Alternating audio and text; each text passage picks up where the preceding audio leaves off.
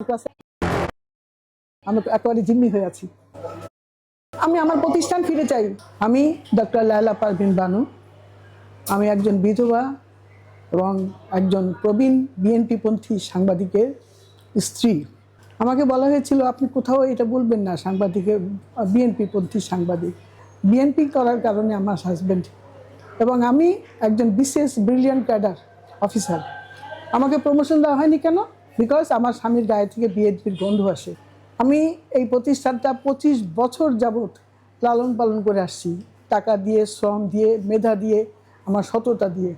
কিন্তু গত 4 বছর আগে একজন জালিয়াতি করে, দুষ্টামি করে, মিথ্যা ভরপুর একটা ডিট করে নেয় আমাকে দিয়ে, তার নামে মামলা দায়ের করি। 4 মাস আগে এখানে বিএনপি পন্থী বলে দাবি করে এক ছেলে, তার নাম রুবেল। সে তার কিছু ফলোয়ার নিয়ে এই ক্লিনিকের মধ্যে জোর করে ঢুকে পড়ে। এই রুম ভেঙে রুমের ভিতরে ঢুকে তার আস্তানা গাড়ে এবং রুমের ভিতরে তৎকালীন সময়ে 6,93,000 টাকা ছিল। ওই টাকাটা ছিল, এই টাকাটা লুটপাট করে নেয়, কাউন্টার লুটপাট করছে। আমাকে একটা পয়সাও আমি 4 মাসে পাইনি। আমি একেবারে জিম্মি হয়ে আছি এবং তারা বলে তারা বিএনপির বিরাট কিছু।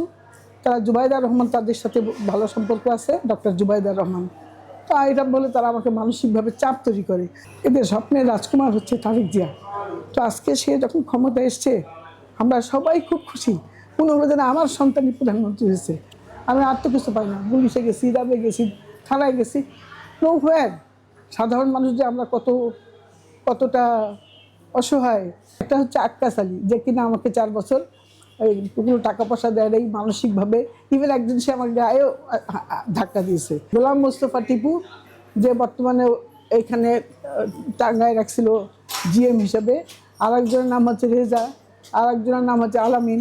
কিন্তু আপনারা তো নিশ্চয়ই জানেন যে যৌথ মালিকানাধীন কোনো সম্পত্তি কিনতে গেলে, যেমন আমি এবং আপনি, আমরা দুজন মালিক, তাহলে দুজনেরই সিগনেচার লাগবে, না দাবিনামা সার্টিফিকেট লাগবে। কিছু না করে আপনি একটা কাগজ নিয়ে আসেন আমি কিনছি। সে আত্মহত্যা করছে, বুঝছেন। নানাবিধ অনেক রকম অন্যায় করছে, বিভিন্ন জায়গায় এটা চাপে পড়ে সে আত্মহত্যা করছে। এখন সে যারা ডিড একটা নিয়ে আসছে, তারা বলছে যে তারা 4 আগস্টে এটা কিনছে। আর আক্কাস সাহেব মারা গেছে 22শে সেপ্টেম্বরে। এই কিন্তু আমার সাথে কোনো যোগাযোগও নাই, না টেলিফোনে, না তার স্ত্রী আসছে আমার কাছে, না ছেলেমেয়েরা আসছে, কোনো কিছু নেই। এটা সাইলেন্ট একটা তাদের মধ্যে তাদের হয়েছে। এটা আমি মানবো কেন? আমি আমার প্রতিষ্ঠান ফিরে চাই।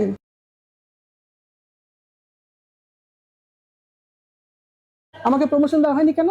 বিকজ আমার স্বামীর গায়ে থেকে বিএনপির গন্ধ আসে। জালিয়াতি করে, দুষ্টামি করে, মিথ্যা ভরপুর একটা ডিট করে নেয় আমাকে দিয়ে। বিএনপি পন্থী বলে দাবি করে এক ছেলে, তার নাম রুবেল। তারা জুবাইদা রহমান, তাদের সাথে ভালো সম্পর্ক আছে। আমি একেবারে জিম্মি হয়ে আছি। আমি আমার প্রতিষ্ঠান